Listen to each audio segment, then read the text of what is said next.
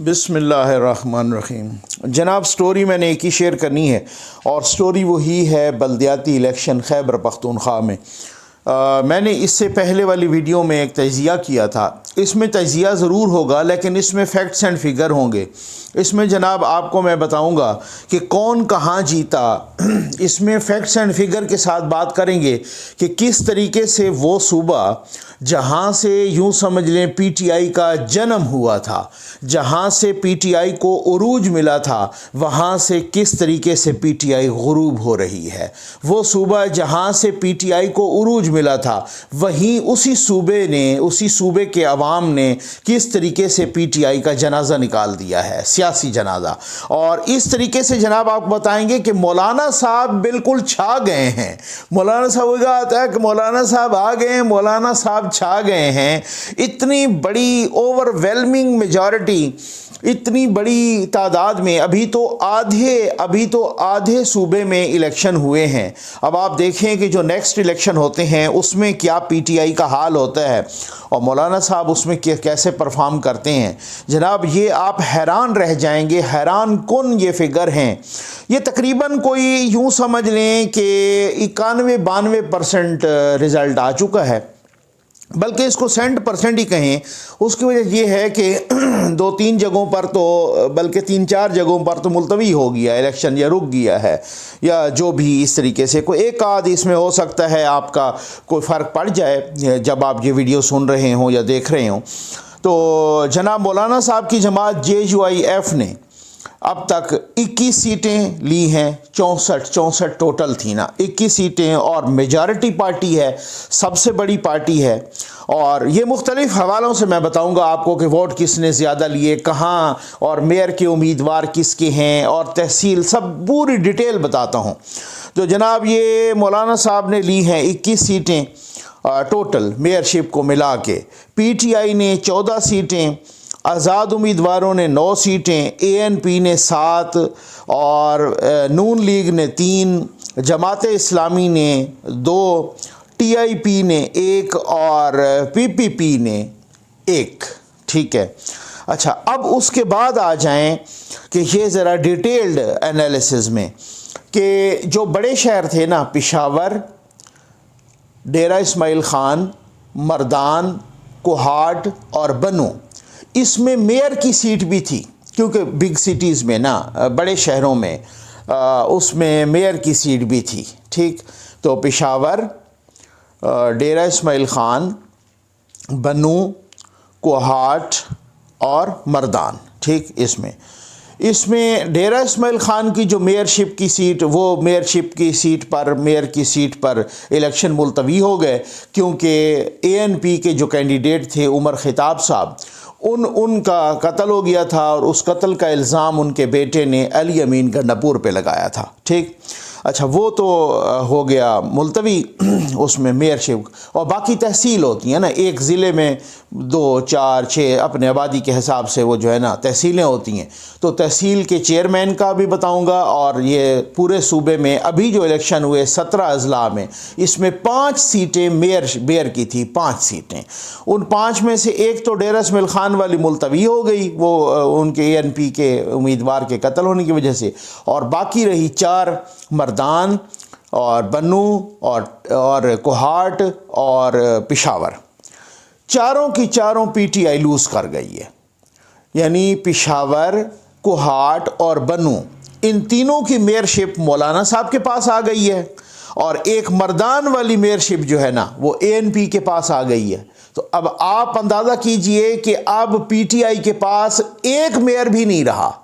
और डेरा इस्माइल ख़ान, वहाँ भी इन्होंने इनकी बकरी बैठनी थी, जिसकी वजह से वो बेगुनाह बेकसूर बेचारे ANP वाले को जो है ना इन्होंने कत्ल करवा दिया मुबैना तौर पे। और मैं तो इस वजह से कह रहा हूँ कि उनके बेटे ने कहा है कि मेरे वालिद को अली अमीन गंडापुर ने कत्ल करवाया है।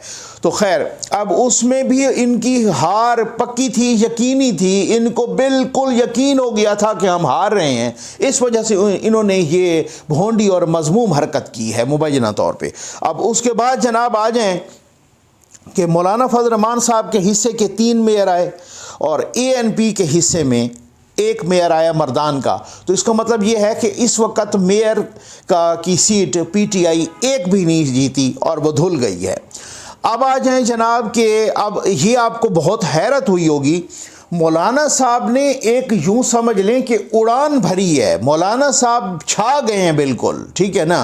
अब सबसे बड़ी बात मैं आपको बताऊं ना, जो पेशावर का मेयर था, जिस पे इन्होंने जनाब पीटीआई ने सरतोड़ कोशिश की, पीटीआई ने अंधाधुंध जोर लगा दिया, पीटीआई की हुकूमत ने अपने सेनेटर के बेटे को कमिश्नर लगाया, पीटीआई की हुकूमत ने पूरी मशीनरी इस्तेमाल की हुकूमती मुबैना तौर पे, पीटीआई की हुकूमत ने इनकी, क्यों मैं मुबैना के तौर पे तो वैसे मैं एहतियातन कह रहा हूँ, इनकी तो वीडियोस ऑडियोज आई हैं, वो ऑडियो जिस पे इलेक्शन कमीशन ने भी नोटिस लिया है, वो अपना स्पीकर साहब की, स्पीकर कौमी असम्बली की असर कैसर साहब की, इसी तरह से पेशावर के अंदर देख लें, अली अमीन का देख लें, जिनका पूरा जनूबी अजला में सफाया हो गया है खैर से।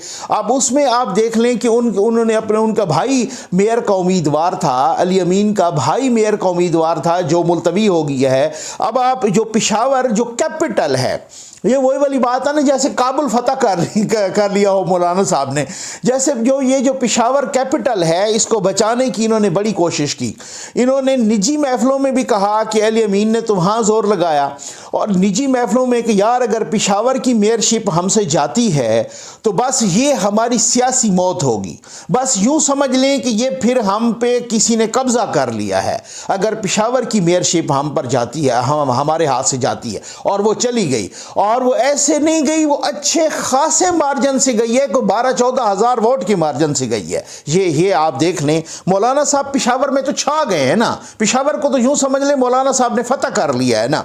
अब ये 3 मौलाना साहब के पास चले गए मेयर, और एक मेयर मर्दान का एएनपी के पास चला गया। अब आ जाए जनाब जरा वोट कितने गेन किए, ये उससे भी अहमियत वाली बात है। मौलाना साहब की जमात JUIF ने ये 5 लाख, अब तक की मैं बात कर रहा हूँ, मैंने कहा ना कि हो सकता है इक्का दुक्का थोड़ा बहुत फ़र्क आ जाए, लेकिन ये ओवरऑल फ़र्क नहीं आएगा क्योंकि तकरीबन रिज़ल्ट अब हो चुके हैं फाइनल। मौलाना साहब की जमात ने 5,45,000, तो यूँ समझ लें 5.5 लाख वोट ये मौलाना साहब की जमात ने हासिल किए हैं जनाब, ठीक हो गया ना।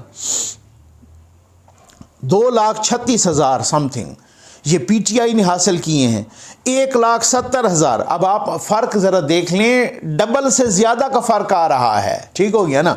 अब इंडिपेंडेंट जो आज़ाद थे उन्होंने 1,70,000, ANP ने 1,66,000 या 67,000, नून लीग ने 74,000 समथिंग, और पीपल्स पार्टी ने 36,000 समथिंग, जमात इस्लामी ने 32,000 समथिंग, इसी तरीके से ये हासिल किए। अब आ जाएं आप डिटेल्ड एनालिसिस पे कि जो ज़िला वाइज आ जाएं। बाजोड़ में गालिबन 2 सीटें थीं, उसका एक कोई रुका हुआ था, और जनाब एक सीट मौलाना साहब की जमात ने, मौलाना फजल रहमान साहब ने जीत ली।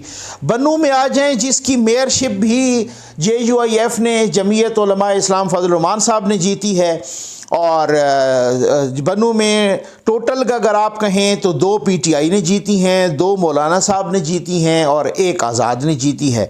बुनेर में, अच्छा बुनेर ये वाहिद ज़िला था कि यहाँ पर ना आई थिंक कि पीटीआई को पता नहीं इन्होंने कोई वो या तो कैंडिडेट इस तरह के थे कि या अपोजिशन का वहाँ ध्यान नहीं गया, या क्या सूरत हाल थी, या जो भी सूरत हाल थी। तो बुनेर में 2 सीटें ANP ने जीती हैं, ये ज़ाहिर ये तहसील चेयरमैन की सीटों की बात कर रहा हूँ क्योंकि वहाँ मेयर तो था नहीं। तो बुनेर की 2 सीटें ANP ने और 4 सीटें पीटीआई ने। ये वो वाहिद ज़िला है कि जहाँ पर ना पीटीआई ने 4 सीटें जीती हैं। अब पेशावर में आ जाएं, ज़रा देखें तो सही पेशावर का रिजल्ट देखें। ये वो पेशावर है कि जहाँ पर जनरल इलेक्शन में, पिछले जनरल इलेक्शन में पीटीआई ने स्वीप किया था।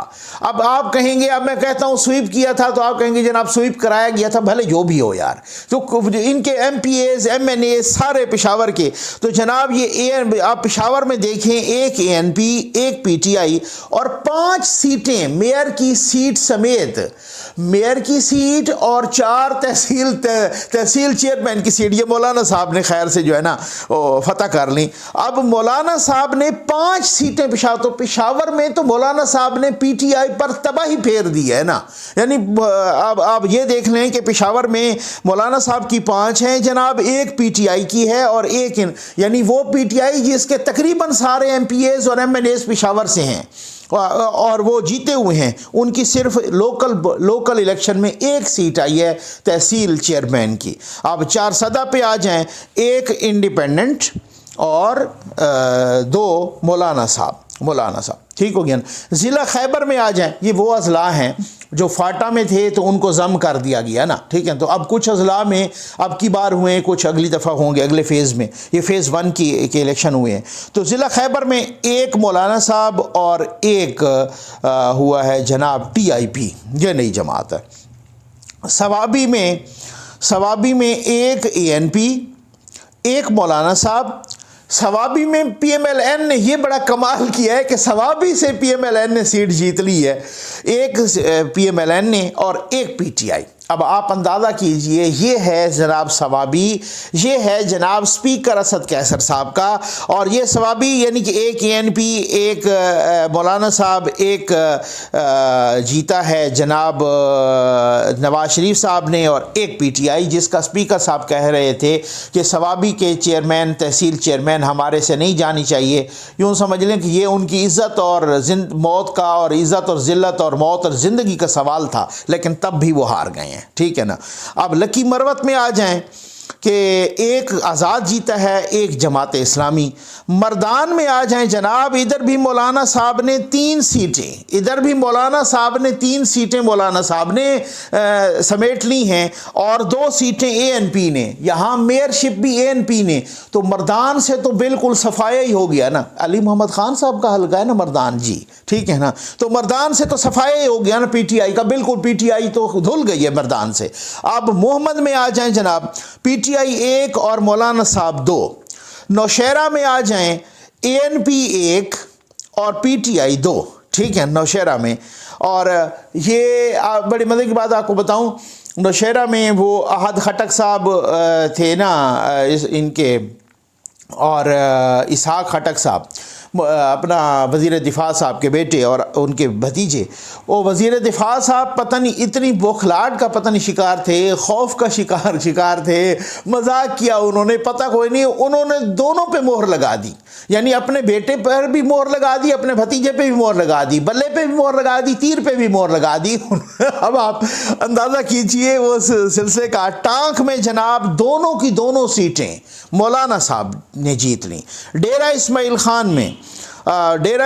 ख़ान में 1 जमात इस्लामी ने जीती है, 1 पीपल्स पार्टी ने जीती है जो पहाड़पुर की सीट है पीपल्स पार्टी ने जनाब, और 1 पीटीआई ने जीती है, 2 आज़ाद जीते हैं, ठीक है ना। डेरा इस्माइल ख़ान में करक में आ जाए जनाब, करक में 1 आज़ाद और 1 पीटीआई, ठीक। कोहाट में आ जाए जनाब, 1 जो है ना आज़ाद जीता है, 1 मौलाना साहब और 1 पीटीआई। हरीपुर में आ जाए जनाब, 1 जो है ना आज़ाद और 2 नून लीग ने जीती हैं। तो इसको मतलब ये ट्रेंड समझ आ रहा है ना। हरीपुर भी उसमें है हरीपुर, फिर अगले इलेक्शन में मानसेरा भी शामिल होगा, इस दफ़ा नहीं था उसमें, फिर जो है ना एबटाबाद भी शामिल होगा, हरीपुर भी शामिल होगा। हरीपुर में मज़ीद भी आगे भी आप चले जाएं तो वो सारा कुछ जो है ना वो वाले जो अजला है हज़ारा डिवीज़न, वो पूरे का पूरा वो शामिल होगा। तो उसमें ये ट्रेंड बता रहा है कि उसमें नून लीग की सीटें अच्छी होंगी, ये लग रहा है इसी तरीके से कि जैसे। लेकिन सवाबी से नून लीग की सीट निकालना मैं समझता हूँ बहुत बड़ी कामयाबी है। और आप हंगू पे आ जाएँ जनाब, 1 इंडिपेंडेंट और 1 मौलाना साहब ने। अब आप आ जाएँ कि आपने इस ट्रेंड को मुलाहिजा किया होगा, जो जनूबी अजला का ट्रेंड है वो तो पहले ही मौलाना साहब वहाँ मजबूत हैं और हमेशा से ही मौलाना साहब का वो गाड़ रहा है। जनूबी अजला से तो अली अमीन साहब ने जनाजा ही निकलवा दिया ना पीटीआई का, ठीक है। अच्छा, जनूबी अजला से। लेकिन अब वो कहेंगे भाई यार आप मेरे से क्या पूछ रहे हैं, आप तो पेशावर में ही हार गए हैं, आप तो मर्दान से बिल्कुल सफाया होगी, आप पेशावर से ही सफाया समझो ना। एक सीट आना तहसील चेयरमैन की और मेयरशिप भी वहां से चली गई और बाकी सारी तहसीलें भी उनसे चली गई, तो पेशावर से भी सफाया हो गया है, ठीक है ना। आप इसी तरीके से मेयरशिप देख लें बनू की, मेयरशिप देख लें कोहाट की, मेयरशिप देख लें मर्दान की, मेयरशिप पेशावर की। और पेशावर तो यूं समझ लें कि जैसे कैपिटल है, कैपिटल फतह कर लिया ना मौलाना साहब ने ना। ये हैं वो हालात, और इन हालात में कि जब हुकूमत भी अपनी हो। इसी वजह से मरीम नवाज साहबा ने ट्वीट किया था, उन्होंने कहा कि तब्दीली आ नहीं रही, तब्दीली जा रही है, रुसवाई लेकर, बदनामी लेकर। ये समझ आ गई ना आपको, इस तरीके का उन्होंने ट्वीट किया। तो बात ये है कि जब आप अपना पिछलों पर इसी तरीके से मलबा डालेंगे ना, वो हो सकता है तकरीर में तो आपका बड़ा वाह वाह हो जाए, हो सकता है बाहर से बैठा हुआ इंपोर्टेड यूथिया भी बड़ा जो है ना वो इम्प्रेस हो जाए कि जी वाकई ये तो कोई फरमा रहे हैं तो सच ही फरमा रहे होंगे कि सारे पिछले खा गए, ठीक है ना। तो जब आप खाने के लिए रूखी रोटी भी लोगों की नहीं छोड़ेंगे ना, लोग इसी तरीके से आपकी दुर्गत बनाएंगे, और लोगों ने दुर्गत बनाई है, और ये दुर्गत आपकी सेकंड फेज में भी बनने वाली है, और ये इससे ज़्यादा दुर्गत आपकी पंजाब के बल्दियाती में, और फिर उससे ऑनवर्ड आपका जो है ना इसी तरीके से। अब लोगों को समझ आ रही होगी कि नवाज शरीफ साहब क्यों चाह रहे थे ज़रा थोड़ा सा ठहर जाएं, ताकि ये और भी अपने लोएस्ट एप पे पहुंच जाएं, अनपॉपुलैरिटी के लोएस्ट एप पे पहुंच जाएं, ताकि जब लोग इलेक्शन में वोट करें। मैंने कल भी आपसे कहा ना, इससे पहले वाली वीडियो में, कि मौलाना साहब के करीबी बंदे ने मुझे बताया कि नकवी साहब हम तो ये चाह रहे थे कि ये इलेक्शन जो हों, ये जो जनरल इलेक्शन ये पहले हों और ये बल्दियाती बाद में हों। हम देख रहे हैं कि लोगों का जिस कदर गुस्सा है ना इन पर, हम देख रहे हैं कि वो गुस्सा हम ये चाह रहे हैं कि इनका जनरल इलेक्शन में ही निकले। लेकिन मेरा मानना ये है, आप देख लीजिएगा कि अगर इसी तरीके से अंपायर एंड तक न्यूट्रल रहता है, इसी तरीके से कोई गड़बड़ बाहर से नहीं होती, पीटीआई के साथ वो होने लगा है, अगले बल्दियाती हो या जनरल इलेक्शन हो, और वो शिराजा बिखरने लगा है। ये मैं इस तरीके से कोई ख्वाहिश को खबर बना के नहीं कह रहा, ये मैं खबर की बुनियाद पे कह रहा हूँ, ये मैं मालूमात की बुनियाद पे कह रहा हूँ कि अभी से अब कल अताउल अतारड़ साहब ने क्या कहा है कि एड़ी चोटी का जोर लगाया है फवाद चौधरी साहब ने नून लीग में आने का, उनको इनकार कर दिया गया है। इसी वजह से ये अब आप देखें कि फवाद चौधरी साहब उसका हो सकता है नेगेट भी कर दें, लेकिन किसको नहीं पता, हर किसी को पता है। मुझे खुद जनाब पीटीआई के बहुत सारे मालशिया पालशिया ने बताया कि वाकई फवाद चौधरी एड़ी चोटी का जोर लगा रहे हैं नून लीग में जाने के लिए। नवाज शरीफ साहब ने उनको ठींगा दिखा दिया है और कह दिया है कि इनकी कोई गुंजाइश नहीं है, और बाकी लोगों ने भी। तो ये बहुत सारे हैं जो बहुत तड़प रहे हैं इधर उधर जाने को। ये जिस तरह से शिराजा बिखरेगा ना, ये आप एक दफ़ा असम्बली डिसॉल्व होने दें, फिर उसके बाद देखिएगा कि कौन किधर जाता है और कौन कैसे रुकता है। इसी वजह से तो नवाज शरीफ साहब कहते हैं कि भाई इन हाउस चेंज नहीं, 6 महीने गुजरेंगे, लोग हमसे एक्सपेक्टेशंस लगा बैठेंगे, और ये जो गंद करके जा रहे हैं इन हाउस चेंज में हम कितना ठीक कर पाएंगे। अब 6 महीने या साल या 2-4 महीने लोग हमसे उम्मीदें लगाएंगे, ये मजलूमियत में चले जाएंगे। इनको मैं सियासी शहीद नहीं बनने देता, इनको मैं मजलूम नहीं बनने देता, इनको अपने घर के दरवाजे तक छोड़ के आना चाहता हूं। ये है वो स्ट्रैटेजी। उम्मीद है आपको वीडियो पसंद आई होगी। आपका बहुत बहुत शुक्रिया।